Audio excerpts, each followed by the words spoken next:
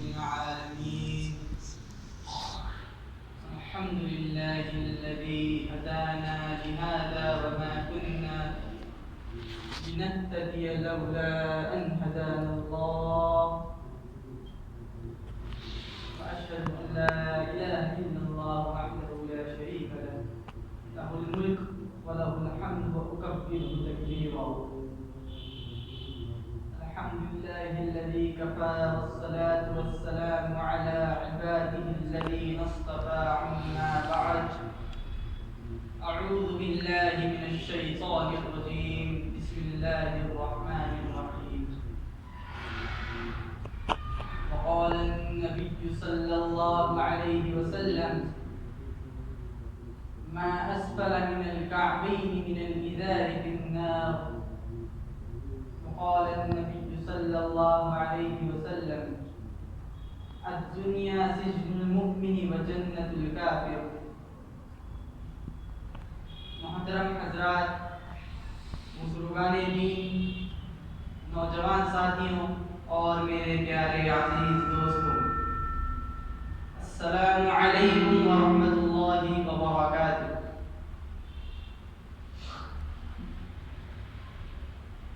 آج یوم جمعہ کا دن ہے، عید المؤمنین ہے۔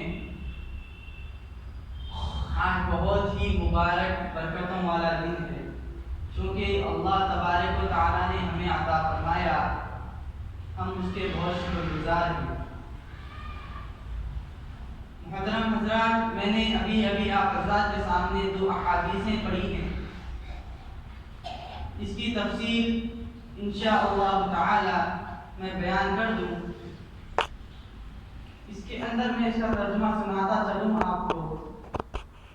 ما اسفل من الكعبین من الازار فی النار، ٹخنوں کا جو حصہ پیجامہ وغیرہ یعنی کوئی اور چیزوں سے چھپ جائے وہ جہنم میں ہوگا۔ یہ میری آپ کی بات نہیں ہے، یہ ان کی بات نہیں ہے، بلکہ یہ رسول اللہ صلی اللہ علیہ وسلم کی احادیث مبارکہ ہے، جو کہ 100% حقیقت ہے، اور جو اللہ کے رسول صلی اللہ علیہ وسلم نے ارشاد فرما دیا وہ چیز پکی ہے اور ہونا ہے تو ہونا ہے۔ اور دوسری حدیث میں نے پڑھی: الدنیا سجن المؤمن وجنت الکافر، دنیا مسلمانوں کے لیے قید خانہ ہے اور کافروں کے لیے جنت۔ کیا فرماتے ہیں کہ دنیا مسلمانوں کے لیے قید خانہ، ایک امتحان کی جگہ ہے، ایک جیل جس طرح ہو جاتی ہے وہ ایک جیل کی طرح ہے اس دنیا کے اندر۔ جس طرح ہم ایگزام ہال میں جاتے ہیں، وہاں کس طرح ہوتا ہے کہ چھوٹا سا کمرہ ہوتا ہے، روم ہوتا ہے، ہال ہوتا ہے، اس میں آپ کو بٹھا کے ایگزام دکھایا جاتا ہے۔ نہ اس میں سے آپ کو چیٹنگ ماننے دیتے ہیں، نہ کوئی آپ کو غلط چیٹنگ کرتے ہیں تو آپ کیا کرتے ہیں، پیپر چھین لیتے ہیں، کیونکہ آپ نے غلط کام کیا، آپ کو ایگزام سے نکال دیا جاتا ہے۔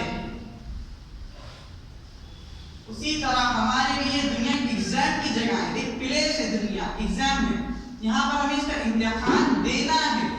وہ امتحان کون لے رہے؟ اللہ لے رہے۔ اس کا رزلٹ کب آئے گا؟ موت کے بعد آئے گا۔ کیسا ہوگا؟ ہمارے اعمال نامے کے مطابق ہوگا۔ اگر آپ اچھے اعمال کرو گے اچھا صلہ آپ کو دیا جائے گا، برے اعمال کرو گے برا صلہ آپ کو دیا جائے گا۔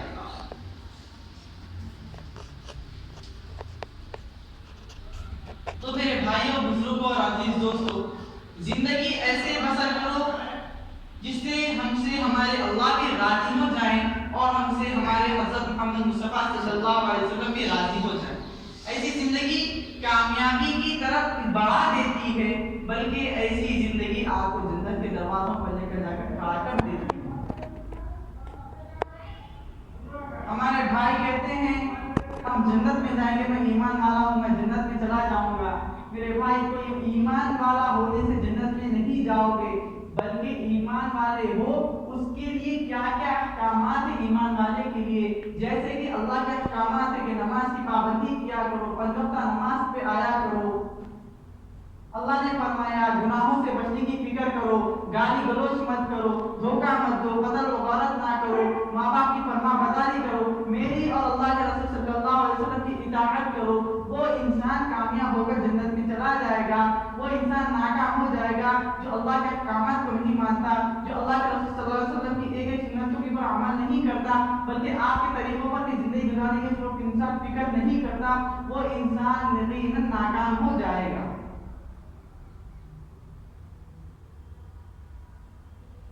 ایک اہم باتیں ہیں، دو چار اہم باتیں عرض کرتا چلوں حکمران کے بارے میں بھی، جیسے کہ کچھ دنوں میں الیکشن بھی آئے گا، حکمران بھی نیو چنے جائیں گے۔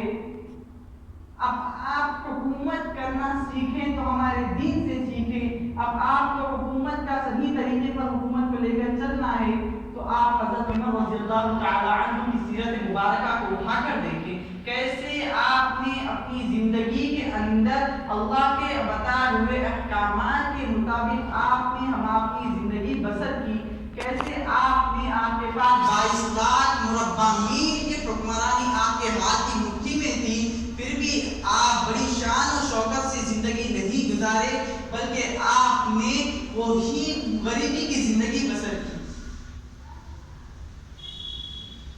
سب سے زیادہ فقیر، سب سے زیادہ غریب اس دنیا کے اندر وہ ہے تو وہ اللہ کے رسول صلی اللہ علیہ وسلم۔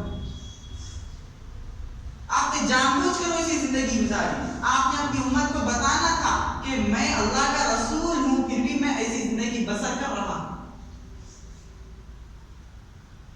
اب عمر رضی اللہ عنہ کی زندگی دیکھے، صحابہ اکرام کہنے لگے اب تو عمر رضی اللہ تعالی عنہ کو اپنی زندگی کا نقشہ بدل لینا چاہیے، کوئی خادم رکھے، کوئی غلام رکھے۔ تو صحابہ اکرام بات کر رہے تھے کہ عمر کو اپنی حکومت چینج ہونی چاہیے، جیسے اپنے اچھے سے لباس پہنے۔ تو انہوں نے کہا، حضرت علی رضی اللہ عنہ کھڑے ہوئے سن رہے تھے، پھر حضرت علی رضی اللہ عنہ نے کہا کوئی نہیں مانیں گے، بیکار ہے آپ لوگ جو سوچ رہے ہیں۔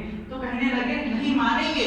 فرمایا کیسے مانیں گے کہ حضرت فاطمہ، حضرت عائشہ رضی اللہ تعالی عنہ اور حضرت حفصہ رضی اللہ تعالی عنہ کے ذریعے پیغام بھیجایا جائے حضرت عمر کے پاس۔ تو حضرت علی نے کہا ٹھیک ہے، دیکھ لو، کوشش کر لو۔ جب دونوں بیگمات آ گئی، کیونکہ یہ اللہ کے رسول صلی اللہ علیہ وسلم کی بیگمات تھی، صحابہ کہنے لگے یہ تو اللہ کے رسول کی بیگمات ہیں، آپ ان کی بات کو نہیں ٹالیں گے۔ تو دونوں بیگمات بھی اللہ کے حضرت عمر رضی اللہ عنہ کے پاس جا کر کہنے لگی، اے عمر رضی اللہ تعالیٰ عنہ آرام فرما رہے تھے، آپ نے دونوں کو دیکھا، دیکھ کر آپ اٹھ کھڑے ہو گئے، کہنے لگے کیا ہوا، کیوں آگے؟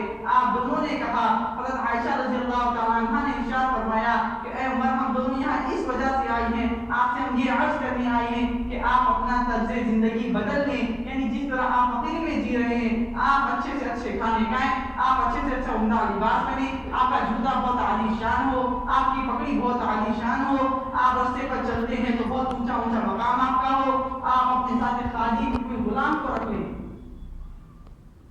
حضرت عمر رضی اللہ عنہ کے چہرے کا رنگ کھل گیا، آپ غصے میں آ گئے، کہنے لگے آپ دونوں کو یہاں کس نے بھیجا؟ حضرت عائشہ رضی اللہ تعالیٰ عنہ کہنے لگی آپ پہلے ہاں نہ کریں پھر ہم بتائیں گے آپ کو ہمیں کس نے بھیجا ہے۔ حضرت عمر رضی اللہ عنہ کہنے لگے تم مجھے ان کے نام بتا دو، میں ان کے مار کے ان کے چہرے لال کر دوں گا۔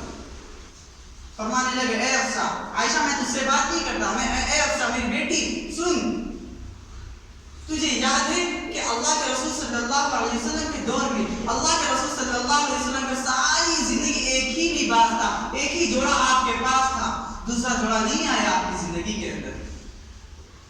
آپ وہی جوڑا خود دھلتے، وہی جوڑا خود پہنتے۔ کبھی کبھی ایسا ہوا کہ آپ کے لیے نماز کا وقت ہو رہا، بلال دروازے پر آ گئے، کہنے لگے یا رسول اللہ نماز کا وقت ہو گیا۔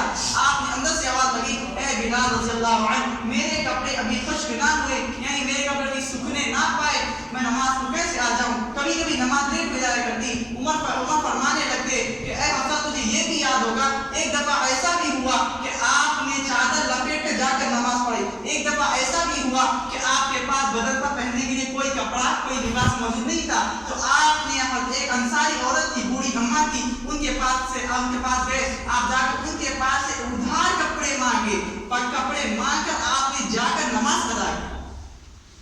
تجھے وہ بھی یاد ہوگا کہ حضرت محمد صلی اللہ علیہ وسلم کبھی ٹیک لگا کر کھانا نہیں کھایا کرتے، جھک کے کھاتے۔ تو پوچھا جاتا کیوں آپ جھک کر کھانا کھاتے؟ کہتے کہ میں غلام ہوں، میں غلاموں کی طرح کھانا کھاؤں گا۔ تجھے وہ بھی یاد ہوگا کہ تو نے ایک دفعہ اللہ کے رسول صلی اللہ علیہ وسلم کا کھانا پلیٹ مبارک اٹھا کر ٹیبل پر رکھ اللہ آپ نیچے بیٹھ کر نہ کھائیں، نیچے رکھ کر نہ کھائیں، بلکہ آپ اپنی رکابی کو ٹیبل پر رکھ کر کھائیں۔ حضرت عمر رضی اللہ تعالیٰ عنہ نے کہا، پھر حضرت اللہ کے رسول صلی اللہ علیہ وسلم نے ارشاد فرمایا، آپ کی آنکھوں مبارک میں آنسو آ گئے، کہنے لگے اے حفصہ میں غلام ہوں، کیسے میں اوپر بیٹھ کر کھانا کھا لوں، میں نیچے ہی بیٹھ کر کھانا۔ تو حضرت عمر رضی اللہ عنہ کہنے لگے اے حفصہ اے عائشہ تم دونوں مجھے یہ عرض کرنی ہے کہ میں اپنا طرز زندگی بدل لوں، میں وہ میرے دو ساتھی کا راستہ چھوڑ دوں؟ تو کہنے لگے جاؤ ان لوگوں کو جا کر بتا دو کہ 3 دوست ہیں جو اللہ کے احکام پر چلیں، ایک ہی راہ پر چلتے گئے اور انہوں نے اپنی منزل حاصل کر لی، وہ ہے اللہ کے محبوب صلی اللہ علیہ وسلم۔ دوسرا ہے وہ بھی ان کی ہی راہ پر چلتا گیا اور وہ بھی اپنی منزل پر جا پہنچا، وہ ہے حضرت ابو بکر صدیق رضی اللہ عنہ۔ اب تیسرا چل رہا ہے، یعنی میں چل رہا ہوں، اگر میں ادھر ادھر بھٹک گیا تو میں ان سے جا کر نہیں مل پاؤں گا، میری منزل ختم ہو جائے گی، پھر عمر کے لیے تباہی ہو جائے گی۔ آپ نے ایسی زندگی بسر کی، حالانکہ آپ کے پاس 22 لاکھ مربع میل کے حکمران ہیں۔ عید کی نماز کے لیے آپ گھر سے نکلے، آپ کے پیر مبارک کے اندر جوتی کوئی نہیں، صحابہ کرام اٹھ کھڑے ہوئے، کہنے لگے اے عمر آپ تو 22 لاکھ مربع میل کے حکمران ہیں، آپ کے پیر کے اندر جوتی کوئی کیوں نہیں ہے؟ آپ چاہتے تو خرید لیتے، آپ چاہتے تو اچھا جوتا پہن لیتے۔ عمر نے کہا نہیں، اس کا مجھے اللہ کا حساب دینا ہے، امانت پہ خیانت نہیں کر سکتے۔ صحابہ نے کہا نکال لیجیے بیت المال میں سے، تو حضرت عمر رضی اللہ تعالیٰ عنہ نے کیا میٹھے الفاظ آپ نے فرما دیے، کیسے خیبتناک الفاظ آپ نے فرما دیے۔ سنیے کیا کہتے ہیں حضرت عمر رضی اللہ تعالیٰ عنہ نے ارشاد فرمایا کہ اے صحابہ تم میں بیت المال کا دروازہ کھول دوں گا، لیکن اس کے سوال جواب جو ہوگا قیامت میں، اس کا جو حساب کیا جائے گا، اس کی ذمہ داری اللہ کے دربار میں تم اٹھا لو تو میں بیت المال کا دروازہ کھول دوں گا۔ صحابہ اکرام نے عرض کیا اس کا تو ہمیں پتہ کوئی نہیں۔ حضرت عمر رضی اللہ عنہ نے فرمایا کہ پھر تم اپنا کام کرو، عمر ساری زندگی ننگے پیر زندگی گزارے گا۔ عید کی نماز کے لیے آپ جا رہے ہیں، آپ جب ممبر پر کھڑے ہو گئے، کہنے لگے اسمعوا واطیعون، او لوگوں جو بات کہوں اس پر سنو اور اس پر عمل کر لو۔ ایک صحابی کھڑے ہو گئے، زنگ آلودہ تلوار اپنے ہاتھ میں لے کر کھڑے ہو گئے، کہنے لگے لا تسمع ولا نطیع، اے عمر نہ تیری بات سنی جائے گی اور نہ تیری بات پر کوئی عمل کیا جائے گا۔ حضرت عمر رضی اللہ عنہ ممبر چھوڑے اور زمین پر آ کر بیٹھ گئے، آپ حضور صلی اللہ علیہ وسلم کے روزے مبارک تم منہ کر کے رونے لگے۔ صحابہ کرام اس کے بعد حضرت عبداللہ بن عمر رضی اللہ عنہ جو حضرت عمر رضی اللہ عنہ کے فرزند ہے، آپ نے آ کے دیکھے ابا جان رو رہے ہیں، تو انہوں نے اپنی بغل میں ہاتھ دے کر اپنے باپ کو سہارے سے کھڑا کر دیا، یعنی حضرت عمر رضی اللہ عنہ سہارے کھڑا کر لیا اور کہنے لگے ابا جان جن کی جوان اولاد ہو جائے ان کے باپ کبھی رویا نہیں کرتے۔ تو فرمایا صحابہ اکرام کی طرف منہ کیا، کہنے لگے اے صحابہ کس نے کہا میرے ابا سے کہ نیا کرتا کہاں سے آیا ہے؟ تو صحابہ اکرام نے کہا کہ ہم نے پوچھا یہ سوال۔ اب سنو کیا کریں، کوئی ہدیہ نہیں آیا تھا، کسی مرید نے آ کے نہیں دیا تھا، کوئی زبردستی نہیں کیا تھا۔ پرسوں بیت المال میں کپڑے کے تھان آئے تھے، اس میں سے سارے مدینے والوں کو 1 گز یا 1.5 گز کا کپڑا ملا، اس میں سے جناب عمر رضی اللہ تعالیٰ عنہ کے حصے میں بھی کپڑا آیا۔ اس کے بعد پرسوں شام میں میرے ابا کے گھر گیا، جا کر دیکھا میرے ابا ایک ٹب میں پانی تھا، اس کے اندر اپنا کرتا بھگا کر دھو رہے تھے۔ میں نے وہ کپڑے کو یوں اٹھا کر دیکھا تو کرتا پھٹ گیا، چھیل جاتا تھا، بوسیدہ ہو گیا تھا۔ تو میں نے کہا ابا نہ یہ تو پہننے کے قابل ہے نہ یہ تو دھونے کے قابل ہے۔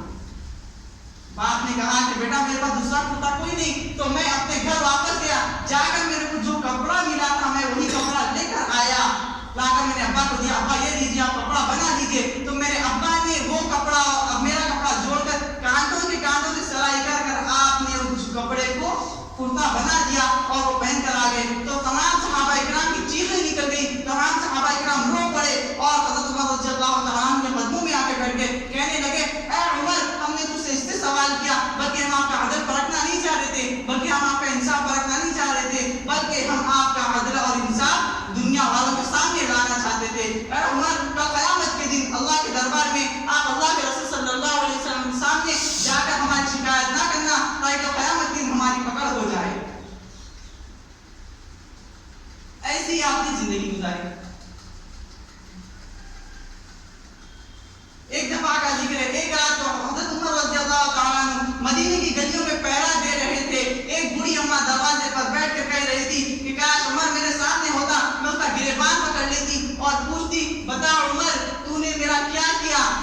تو حضرت عمر رضی اللہ عنہ کی چیخیں نکل گئی، اس بوڑھی اماں کے دروازے پر جا کر کھڑے ہو گئے، جا کر ارشاد فرمایا بتا اماں تیرا کیا مسئلہ ہے، کیوں تو ایسا کہہ رہی ہے، عمر کو کیوں تو گالی گلوچ کر رہی ہے؟ حضرت عمر رضی اللہ عنہ یوں کہنے لگے، اس کے بعد بوڑھی اماں نے کہا کہ وہ 22 لاکھ مربع میل کا حکمران ہے، اسے پتا نہیں کہ میں نے 3 دن سے میرے منہ میں روٹی کا لقمہ نہیں گیا، میں نے ایک دن والا کھانا نہیں کھایا، مجھ پر 25 دینار قرض ہے، میرے گھر میں کھانے کے لیے کوئی راشن نہیں ہے، اسے پتا نہیں کہ 22 لاکھ مربع میل کا حکمران ہے۔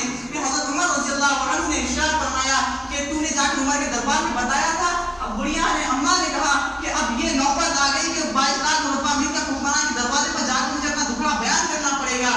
کہنے لگے اچھا رک بتا تیرے پر کتنا قرضہ ہے؟ کہنے لگے 25 دینار۔ حضرت عمر رضی اللہ عنہ اپنے بیت المال گئے، 300 دینار لے کر آئے اور 2 اونٹوں پر 2 سوار لے کر آئے، انجم اناج کھانے کا سارا سامان تھا، لا کر اس بڑھی اماں کے ہاتھ میں تھما دیا۔ کہنے لگے یہ اگلے اماں یہ عمر کی طرف سے تجھے سامان مل گیا، تیرا قرضہ بھی اتر گیا۔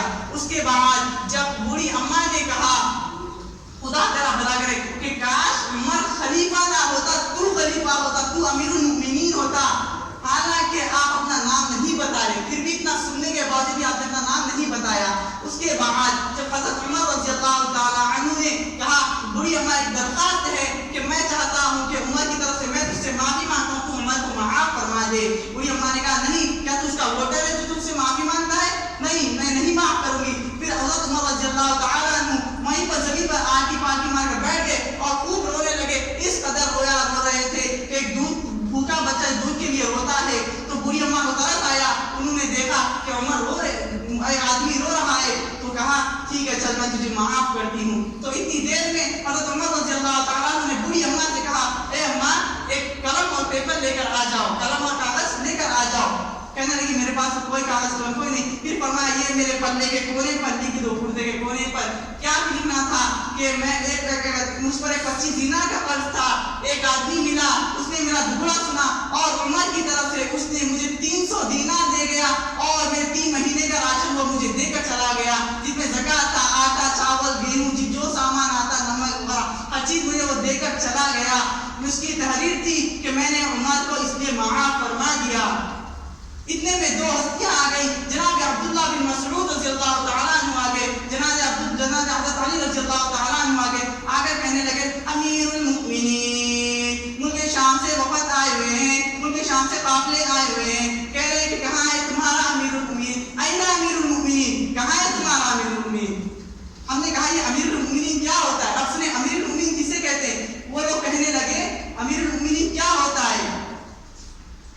ہمارے عراق میں بڑے کو جو سب سے بڑا مالدار، جو سب سے بڑا جو ذمہ داری والا ہوتا ہے اسے امیر المؤمنین کہا جاتا ہے۔ تو کہنے لگے حضرت علی رضی اللہ عنہ کہا وہاں پر ایک مسجد نبوی ہے، اس کے نیچے اینٹ کا سرایہ بنایا ہوا ہے اور وہاں بغیر درخت کے نیچے لیٹا ہوا ہے۔ گئے جا کر دیکھا، کہنے لگے اشہد ان لا الہ الا اللہ واشہد ان محمدا عبدہ ورسولہ۔ حضرت عمر رضی اللہ عنہ کی آنکھ کھلی، کہنے لگے کون ہے؟ فرمایا ہم نرم بستروں پر عدل انصاف نہیں کرتے، ہمیں نرم بستروں پر نیند نہیں آتی، آپ اللہ کی زمین پر انصاف کرتے ہیں، آپ کو کچے فرش پر نیند آ گئی۔ اللہ بیوی نے سنا کہ یہ امیر المؤمنین ہے، یہی عمر ہے، بیوی کے ہاتھ کانپنے لگے اور قلم زمین پر گر گیا۔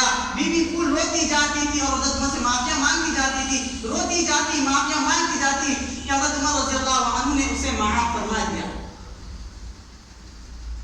ایسی حکومت آپ نے انجام دی، ایسا آپ نے کردار انجام دیا، کیوں؟ صرف اللہ کی رضا کے لیے۔ ایک دن ایک دفعہ عشاء کے بعد مسجد سے گھر کے اندر آئے، آ کر رونے لگ گئے، اس قدر رویا کرتے تھے کہ آپ کے اس طرح سے لگتا بارش ہو رہی ہے، بارش کی طرح آپ کے آنکھوں سے آنسو میں قطرے گر رہے ہیں۔ تو آپ نے بیوی میں نے پوچھا کیا ہوا عمر تم کیوں رو رہے ہو؟ فرمانے لگے جب مسجد سے عشاء کی نماز پڑھا کے نکلتا ہوں تو وہاں پر ایک انگور والا کھڑا ہوتا ہے، وہ کہتا ہے اے عمر دیکھ تیرے انگور کیسے موٹے موٹے ہیں، کیسے تر و تازہ ہیں، کیسے میٹھے ہیں، ذرے سے انگور لے کر چلے جا، خود بھی کھا لے، اپنے گھر والوں کو بچوں کو کھلا دے۔ کہنے لگے حضرت فاطمہ حضرت بیوی کہنے لگی اے عمر خزانہ تو گھر میں بھرا پڑا ہے، لیکن تیرا کوئی حق نہیں ہے کہ تو اس میں سے 1 روپیہ نکال لے، کیوں؟ یہ بیت المال کا ہے، 22 لاکھ مربع میل کے حکمرانی ساری کی ساری امانت تھی، اور وہ جو 2.25 سال آپ نے حکومت کے 3 بر اعظموں پر آپ نے حکومت فرمائی، سارے کا سارا امانت تھی، لیکن آپ کی غیرت نے گوارا نہ کیا کہ آپ اس میں سے 1 روپیہ بھی نکال کے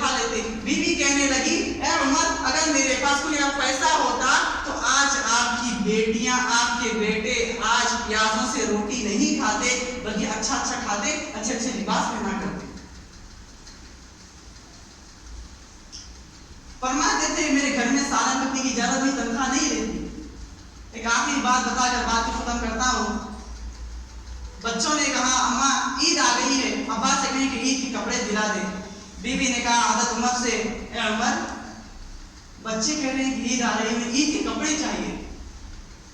عمر رضی اللہ تعالی عنہ نے گئے جہاں پر کام کرتے تھے, بلایا مزاحم کو, اے مزاحم مجھے اگلے مہینے کی تنخواہ ایڈوانس میں چاہیے کیونکہ میرے بچے چاہتے ہیں کہ وہ عید کے کپڑے مانگ رہے ہیں تاکہ میں انہیں یہ تنخواہ میں سے عید کے کپڑے دلا دوں. مزاحم نے کیا کہا دیکھیں آپ, مزاحم نے کہا اے عمر مجھے آپ کاغذ پر لکھ کے دے دیں کہ آپ اگلے مہینے تک زندہ رہیں گے تو میں آپ کی تنخواہ آپ کو ابھی دے دیتا ہوں.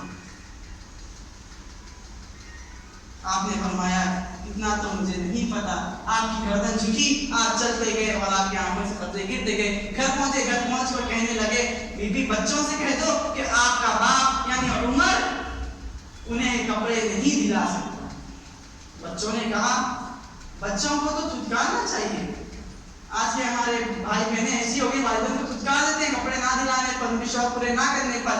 انہوں نے کہا ابا جان ہمیں آپ پر فخر ہے, ہم آپ کو سلام کرتے ہیں کہ آپ بااختیار مربع ملک کے حکمران ہیں, پھر بھی آپ نے مال میں سے کوئی بھی خیانت نہیں کی بلکہ صرف امانت داری دیانت داری سے آپ نے اپنی حکومت کو انجام دیا.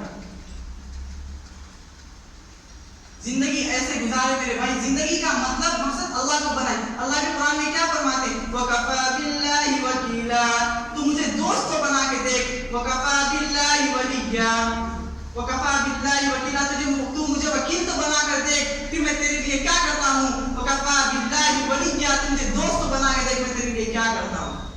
اللہ کے وعدے ہیں میرے بھائی, اللہ کی رسی کو مضبوطی سے تھامے رکھے. زندگی جہاں تک ہو سکے اللہ کے احکام اور اللہ کے رسول صلی اللہ علیہ وسلم کے طریقوں پہ گزارے. سادگی زندگی بسر کرے, فیشن والی ڈیزائن والی مت کرے. اللہ تبارک و تعالی ہم سب کو پنج وقتہ نماز پڑھنے اور اللہ کے احکامات یا رسول اللہ صلی اللہ علیہ وسلم کی ایک ایک سنت کو جان جان کر اسے زندہ کرنے والا بنائے. آمین. وآخر دعوانا الحمد للہ رب العالمین. السلام علیکم ورحمۃ اللہ وبرکاتہ.